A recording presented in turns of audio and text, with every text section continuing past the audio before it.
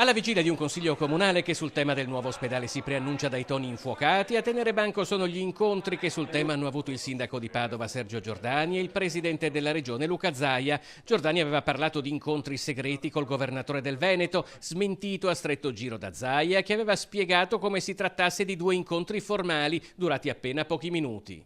Forse io ho detto segreti, ho sbagliato, il primo era relativamente a costruire un piano in cui fosse evidente che ci stava l'ospedale, e il secondo è per consegnargli in anticipo non il progetto, il piano evaluamento.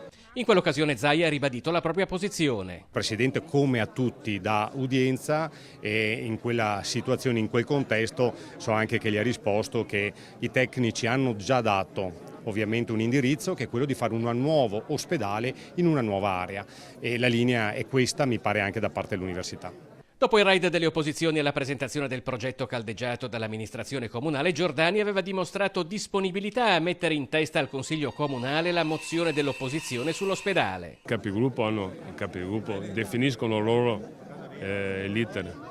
Io ho promesso, proprio per dare tranquillità, che avrei parlato all'ospedale, non ho nessun problema, ma l'ordine del giorno non cambia, non spetta a me, spetta ai capigruppo. Però volentieri io illustrerò qualsiasi cosa inerente all'ospedale.